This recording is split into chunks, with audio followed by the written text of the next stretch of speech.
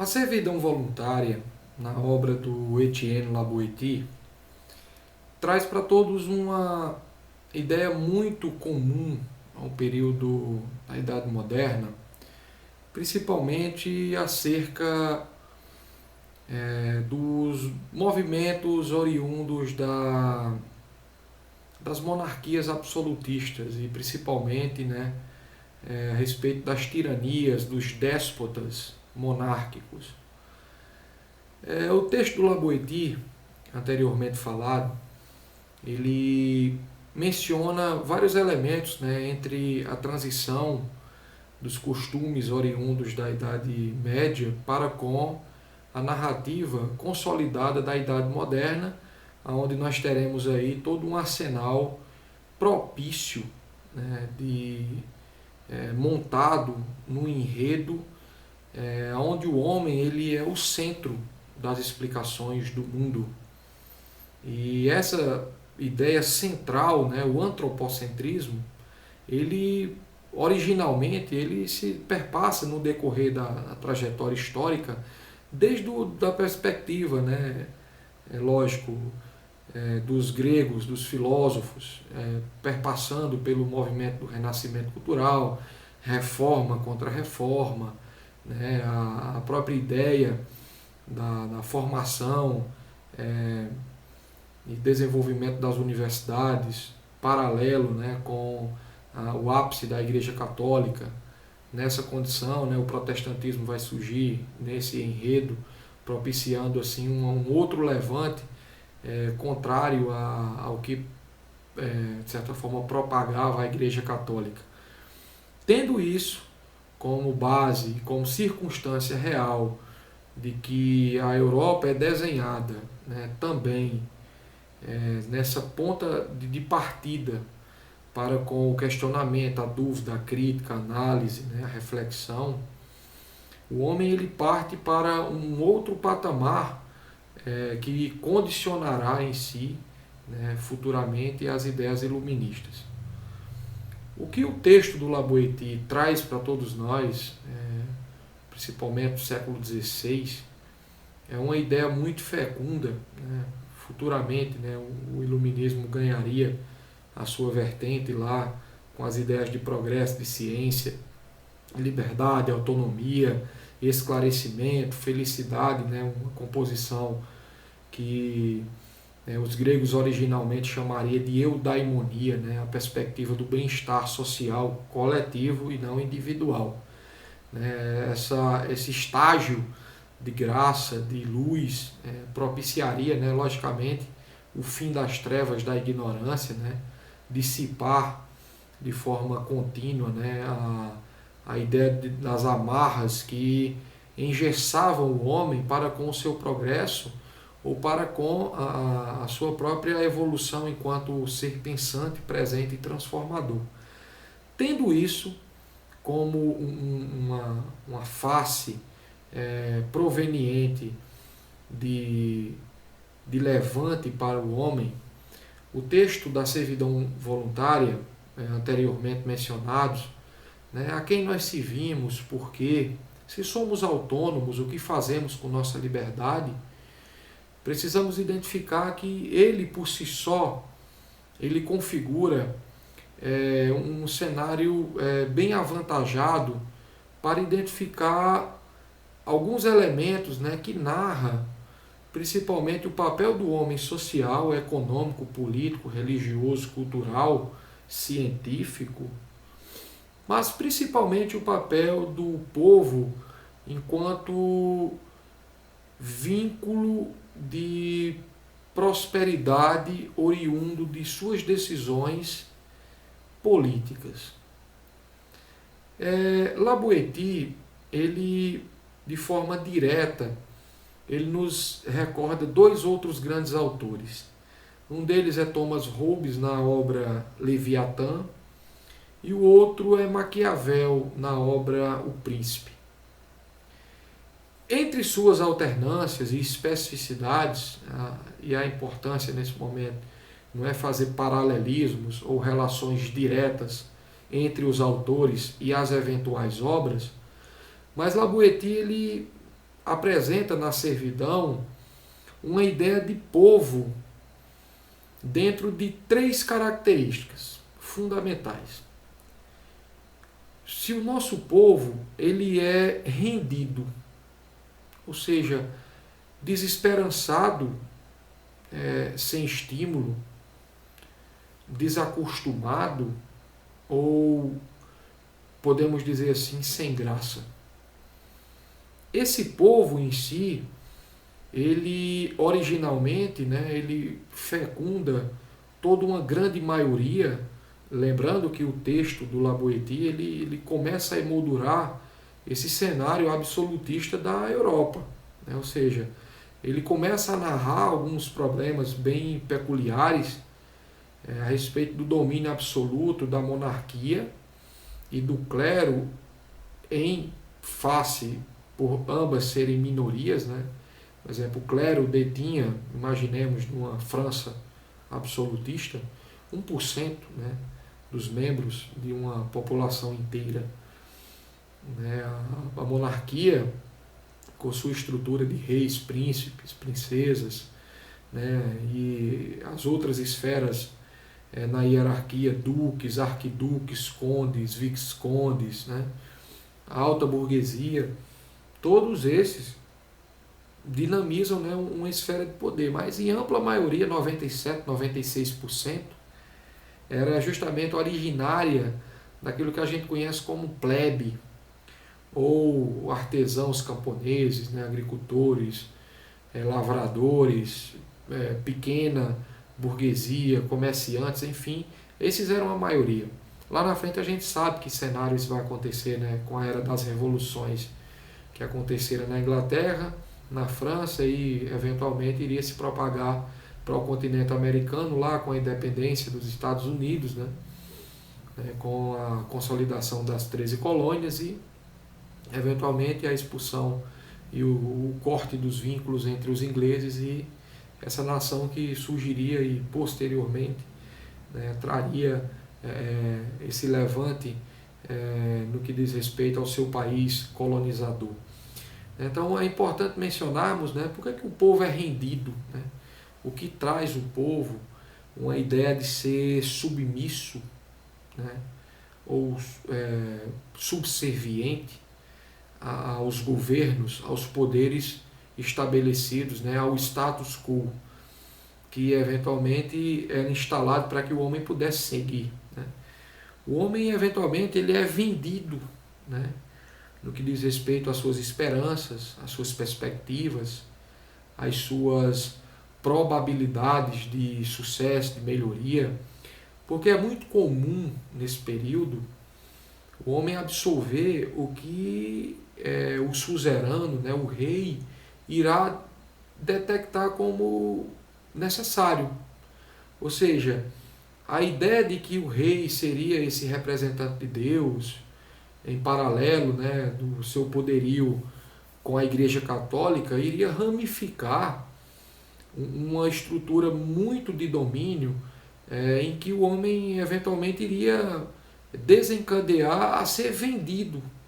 Ou seja, a expressão vendido aqui é que o trabalho do povo originalmente servia para manter toda a estrutura extremamente avantajada dos privilégios e benefícios que o clero e a monarquia iriam usufruir e gozar diante dessa grande maioria.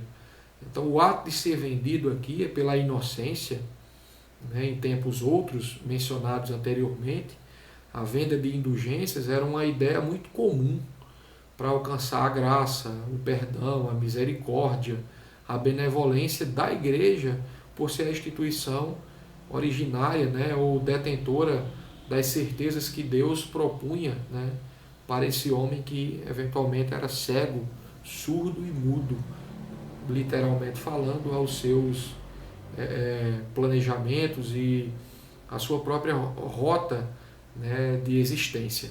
Outra ideia é o homem submisso, ele espera, ele é espectador, ele não é coadjuvante, ele não é proeminente, ele não é podemos dizer assim, audacioso, ele não é virtuoso.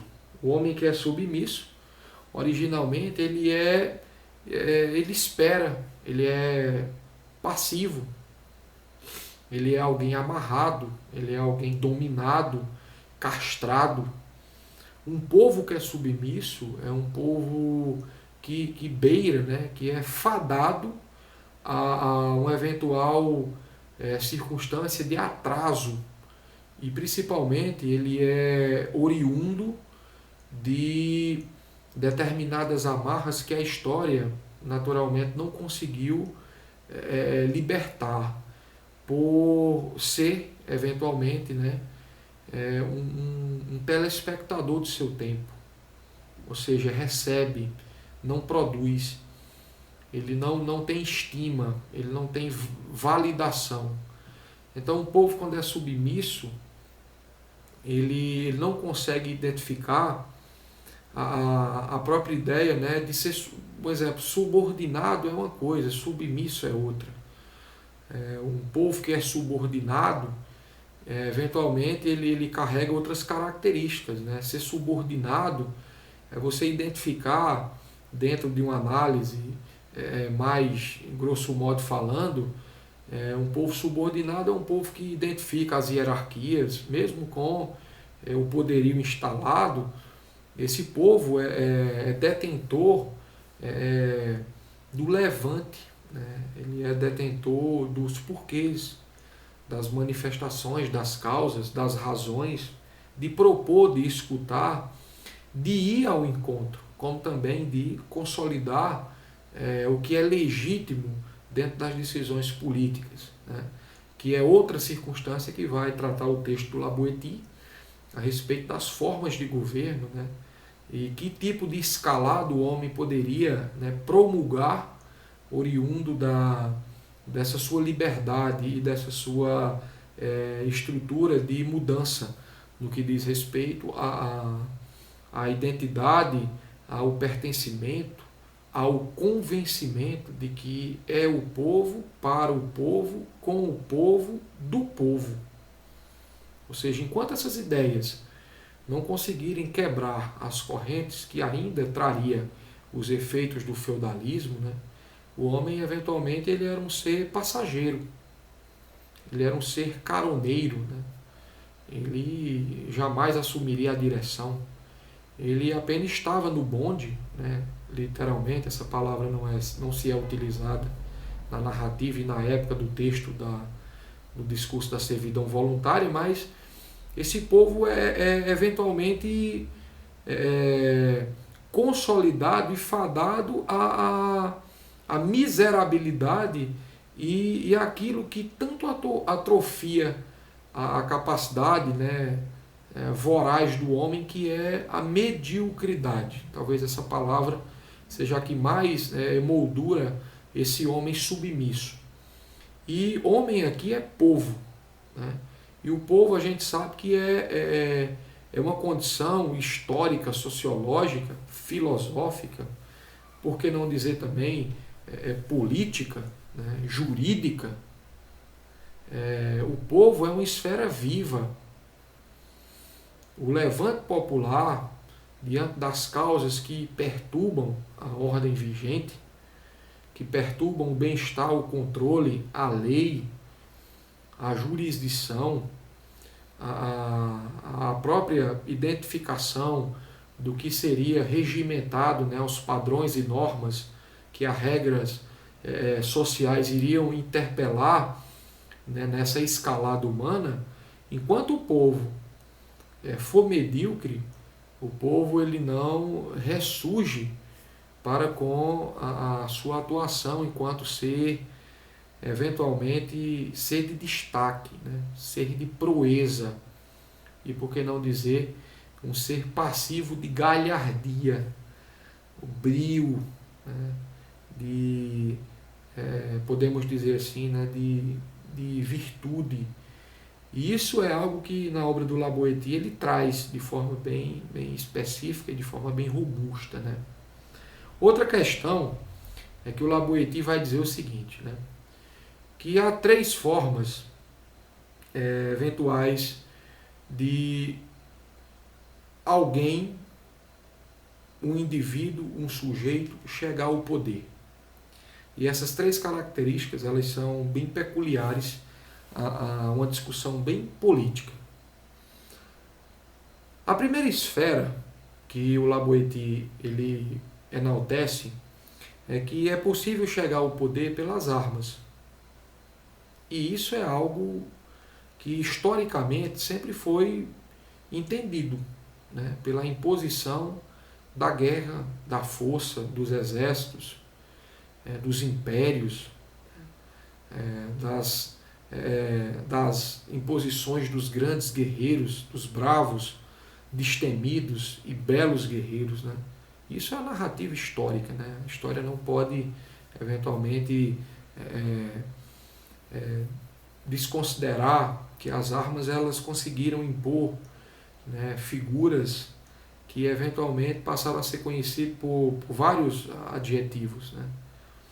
Ou podemos identificar assim, né, por várias características também pejorativas.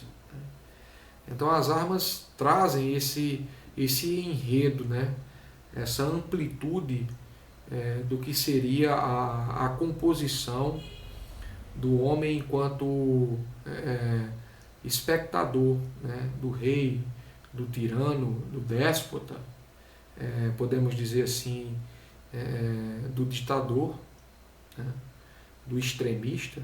Na passagem histórica, no transcurso do tempo, essas circunstâncias elas acontecerão, né, oriundo ao olhar popular.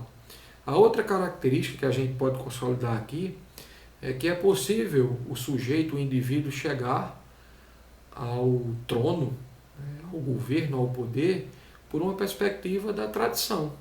Ou seja, pelo âmbito familiar seria talvez o movimento mais que ilustra, né, essa chegada. Ou seja, a ideia das famílias que perpetuam-se nos governos entra ano, décadas, épocas, eras, e mudam-se os personagens, continua os sobrenomes. Então, assim, além das armas, uma outra maneira de chegar-se ao poder é justamente pela tradição. E o componente familiar é eventualmente esse componente histórico que enraiza essa ideia clássica, né, de domínio para com as eventuais situações de controle político partidário ou governamental, melhor dizendo. E a outra ideia, né, seria a ideia do voto, né, que será o tema, né, da nossa discussão posterior, onde a gente vai discutir um pouco sobre república, democracia e originalmente entendermos os seus significados, né? República, res, coisa, pública, povo, né? Democracia, demos, poder, kratia, não, demos, povo, kratia, poder. A gente consegue identificar nessas duas ideias, né, da coisa do povo e de poder ao povo como uma das formas de governo, podemos dizer assim, mais consolidadas e mais praticadas, aceitadas no mundo. E isso podemos dizer assim, oriundo de outras observações. Entre elas, podemos identificar de forma bem condizente que o voto é uma dessas armas que fará com que o cidadão ele desenvolva, né, o seu processo de escolha, o seu processo de obtenção de um direito legítimo e que eventualmente facilitará essa integridade para com as decisões e eventualmente, né, com os governos consolidados.